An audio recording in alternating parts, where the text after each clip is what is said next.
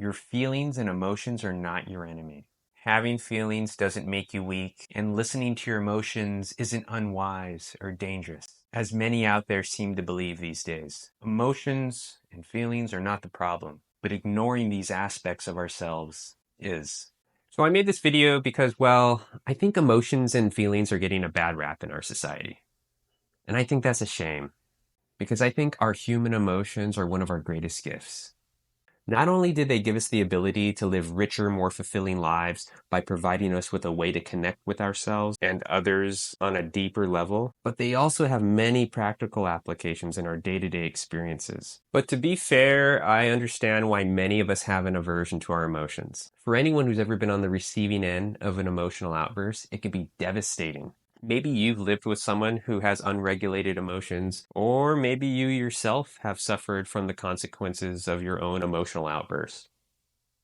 I feel you. I've been there. Some of us have the experience of acting in response to an emotion only to regret it later. Many of us feel like our emotions are largely unhealthy and serve no purpose other than to hinder our growth and keep us stuck. I'm going to examine some common statements that I hear a lot these days that seem to be very critical and in opposition to our feelings and emotions. I want to examine them in order to see what rings true and what key pieces and points they could be missing.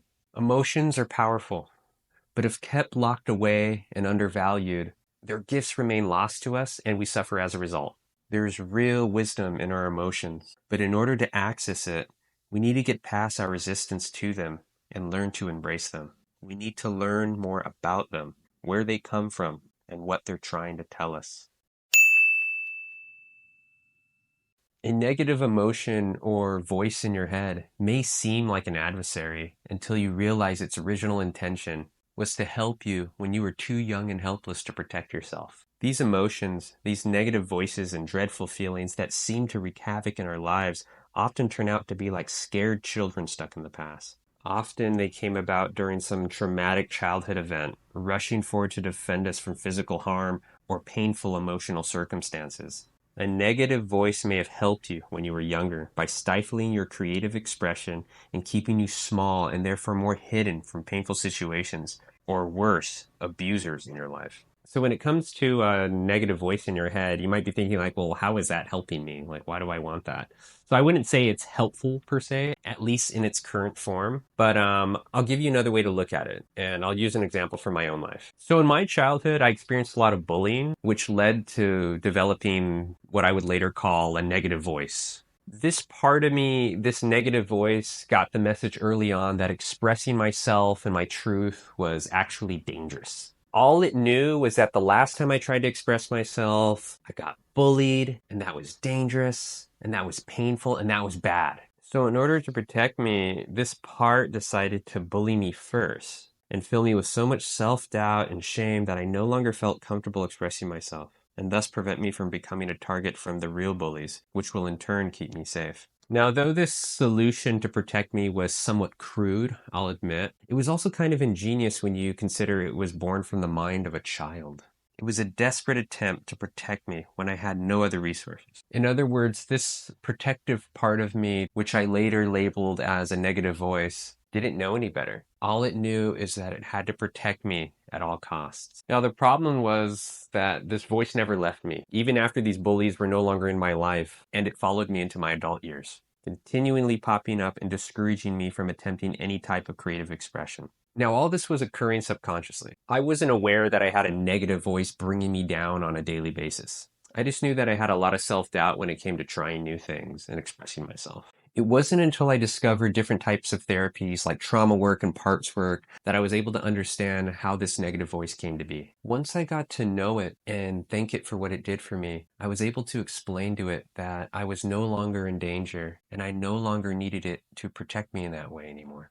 And once I did that, this negative voice, this part, it let out a sigh of relief and loosened its grip on me. Nowadays, its role has changed from an antagonist to a source of strength and guidance within me that I can call on whenever I need. So to be clear, when I mention the terms part or negative voice, I'm referring to the often negative voices, thoughts, emotions, and feeling states that pop up in our daily lives. These voices are often accompanied by strong emotions and feelings that are linked to old traumas. And when I say negative, what I mean is they're taking away from the quality of your life. They're not serving you at large or no longer serving you. Also, I'm not talking about the gentle criticism that we all receive from time to time that says things like, oh, that wasn't the best decision, or next time you can try a little harder. Personally, I think that's normal and that's a healthy way to grow. The thoughts and voices I'm referring to are often very cruel and mocking. And for me, in my situation, these voices were actually powerful enough to succeed in filling me up with enough doubt that I would give up whatever I was trying to accomplish at that time. Thoughts like, you're not good enough. You don't look so good. You should probably stay home.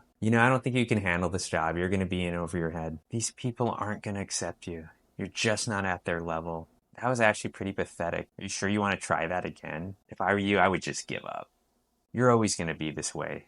You're never going to change. So you get the idea of what I'm talking about. And the more people I talk to, the more I'm convinced that so many of us have had experiences with these kinds of voices and thoughts from time to time. Also, the process I just explained was very abbreviated and shortened for the sake of this video. But if you are interested in this kind of stuff, I would recommend looking into parts work, or to be specific, internal family systems. These are the types of therapies that really helped me, and these are the types of therapies that help me process that negative voice. I'll also be doing more in-depth detailed videos on this, but if you just can't wait and you want to do research, that's where I would start. So go for it. As always, thanks for watching this video, guys. If you like content like this, please consider subscribing and dropping a like. Also, if you have anything you'd like to share that you think might help someone who's watching, who might be struggling, please comment down below. And until next time, keep going, guys. You're doing awesome. Take care.